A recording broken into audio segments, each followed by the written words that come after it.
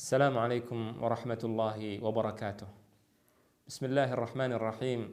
Alhamdulillahi rabbil alamin wassalatu wassalam ala asyrafil anbiya'i wa atqal mursalin Muhammad ibn Abdullah al-amin wa ala alihi wa sahbihi ajma'in. Wa ba'd.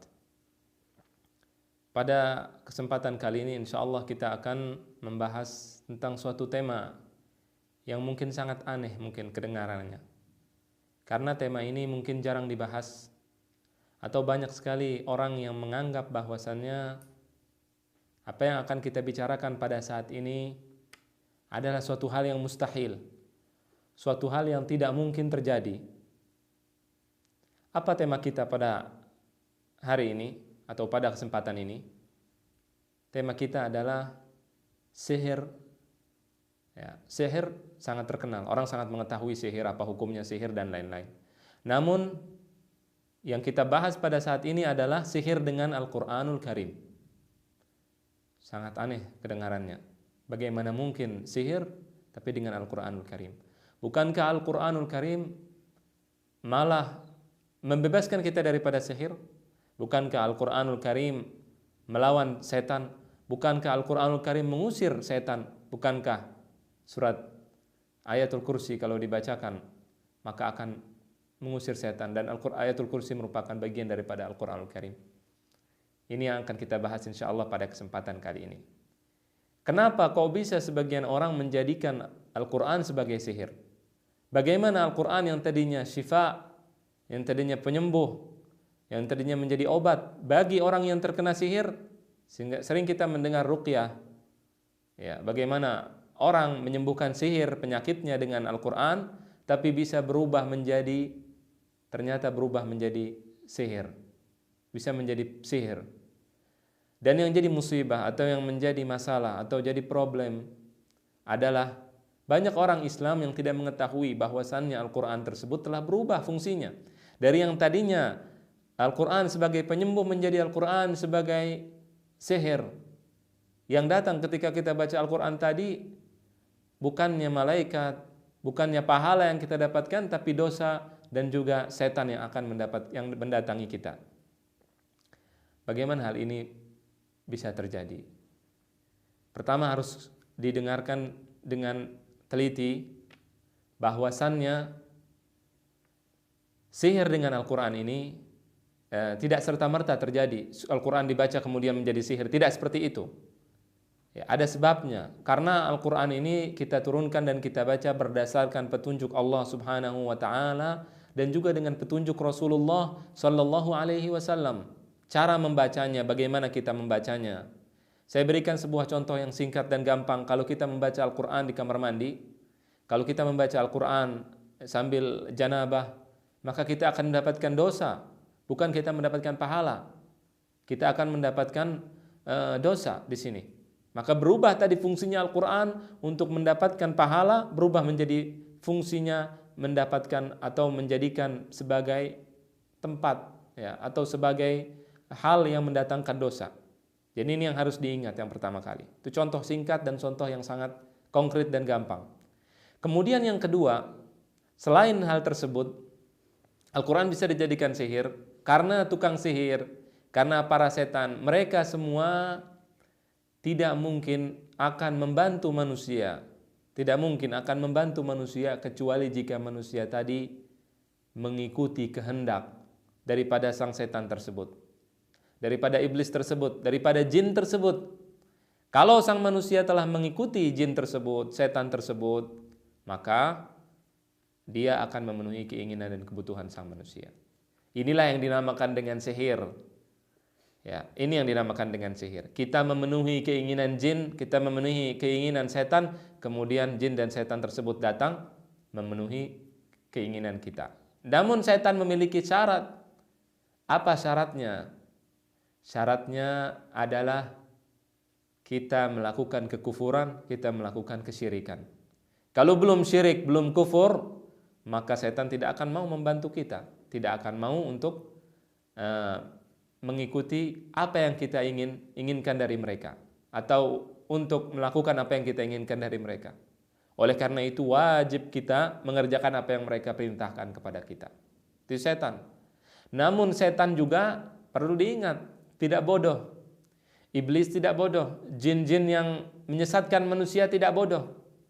Mereka kalau mengatakan kepada umat Islam pada khususnya, sembahlah aku, tinggalkan Allah Subhanahu wa taala, injak-injak Al-Qur'an, ya, maka tidak akan ada yang mendengarkan.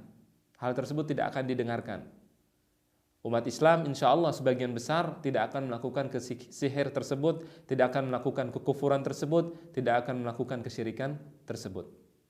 Jadi karena setan tahu hal tersebut, maka setan memiliki cara yang lain untuk menipu umat manusia, untuk menyesatkan mereka. Bagaimana cara yang dilakukan oleh setan? Cara yang dilakukan oleh setan adalah dengan cara, selain dia menyuruh kita kufur, tapi tidak menyuruhnya dengan terang-terangan, tapi menyuruhnya dengan jalan yang tidak diketahui, dengan jalan yang samar-samar, sehingga sebagian orang kafir dan dia tahu bahwa dia kafir, sedangkan sebagian lain tidak tahu bahwasannya dia sedang melakukan kekufuran. Dia tidak tahu sedang melakukan kesyirikan. Bahkan yang lebih parah adalah dia menganggap dirinya sedang beribadah kepada Allah Subhanahu wa taala. Saya akan berikan sebuah contoh. Ketika Allah Subhanahu wa taala berfirman dalam Al-Qur'an, "Wala taqrabuz zina innahu kana fahishatan wa sa'a sabila." Jangan dekati zina, karena zina itu sebuah perbuatan yang keji dan juga sejelek-jelek jalan. Kemudian ketika kita datang ke tukang sihir yang berkedok sebagai ulama atau kiai, maka sang dukun tadi, dukun yang pakai sorban, dukun yang pakai dukun yang memakai jubah, dia mengatakan baca ayat ini sambil berzina atau sambil melakukan hubungan yang dilarang oleh Allah Subhanahu wa taala. Hubungannya dilarang, tapi bacalah ayat ini supaya lebih kuat dan lain-lain. Apakah ini tidak bermakna kita melecehkan ayat Al-Qur'an? Ketika melecehkan ayat Al-Qur'an, bukankah kita mendapatkan dosa? Ketika melecehkan ayat Al-Qur'an, selain mendapatkan dosa, bukankah setan senang dan mendatangi kita dan akan melayani kita? Ini yang dinamakan sihir dengan Al-Qur'an Al-Karim. Ya. Kemudian diantara contohnya adalah membaca surat Yusuf. Membaca surat Yusuf 7 kali, 8 kali, 1000 kali, 10 kali. Tujuannya untuk apa? Tujuannya untuk memelet wanita. Rasulullah SAW bersabda, "At-tiwalatu syirk." Memelet adalah sebuah kesyirikan. Ya. Namun kita membaca surat Yusuf yang isinya adalah Nabi Yusuf alaihissalam, beliau lari daripada seorang wanita yang cantik, seorang wanita yang kaya raya, seorang wanita yang bangsawan. Nabi Yusuf alaihissalam kabur dari wanita tersebut untuk menjauhi wanita yang tidak boleh didekatinya oleh dia.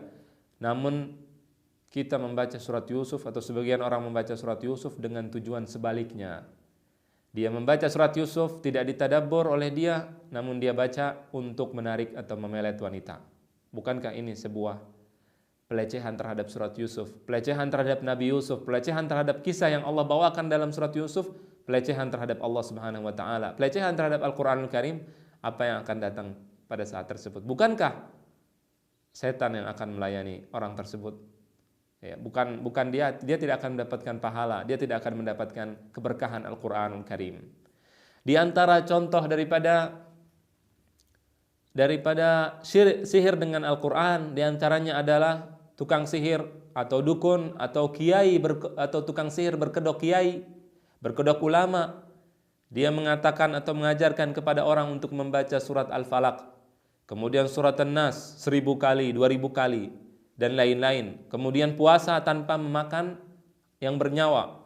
Kemudian membaca pada setiap 100 kali, setelah selesai membaca 100 surat Al-Falaq atau An-Nas, membaca ajibu wa tawakkalu ayyuhal wiswasul khannas biqalbi fulan ibn fulan bil mahabbati wal mawaddah wa'tifu qalbaha alai.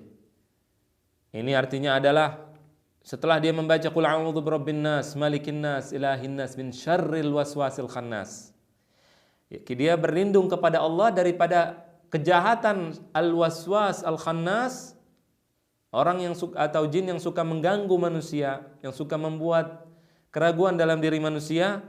Kemudian dia mengatakan ajibu, jawablah, datanglah, lakukanlah. Wahai siapa? Wahai waswasul khannas. Tadi yang kita minta kepada Allah supaya dia tidak datang, sekarang kita minta dia datang setelah kita membaca ayat tadi. Kemudian dengan hati fulan bin fulan, dengan cinta, dengan mawaddah, supaya dia dekat kepada saya. Ini pelet. Ini merupakan sebuah kesyirikan. Ini merupakan pelecehan terhadap Al-Quran dan pelecehan terhadap surat Qul a'udzu birabbin nas. Kemudian sebagian lagi mengatakan, Allahul kafi wa rabbunal kafi wajadnal kafi likulli kafi kafanal kafi wa ni'mal kafi. Kemudian dia mengatakan alhamdulillah attif qulubal alamin bi asriha alai wal bisni al qabul wa al bisni al qabula bishal mahat. Shal mahat nama jin. Dia mengatakan ya Allah, ya Allah, intinya arti daripada perkataan ini adalah ya Allah, jadikanlah orang-orang mencintai aku, ya, menyukai aku, dan jadikan Allah orang-orang menerima aku dengan Salmahat. Salmahat nama jin. Ya. Jadi dia meminta bantuan dengan jin dan ini tidak diperintahkan oleh Rasulullah sallallahu alaihi wasallam. Kemudian ada sebagian mengatakan ya Allah, ya Allah, ya Allah, ya Muhammad, ya Muhammad, ya Muhammad. Ini merupakan syirik karena menduakan Rasulullah sallallahu alaihi wasallam dengan Allah Subhanahu wa taala. Jadi ini semua merupakan sebuah kesyirikan dan merupakan hal yang dilarang. Kelihatannya baca Quran, namun sebenarnya dia tidak baca Al-Quran, namun sedang membaca sihir, sedang menghina dan melecehkan Al-Quran. Jadi ini yang ingin saya sampaikan, mudah-mudahan yang saya sampaikan bermanfaat dan bisa menjadikan pencerahan untuk orang-orang yang baru mengerti hal ini. Mudah-mudahan bisa diambil hikmahnya dan bisa diamalkan apa yang dikatakan. Wassalamualaikum warahmatullahi wabarakatuh.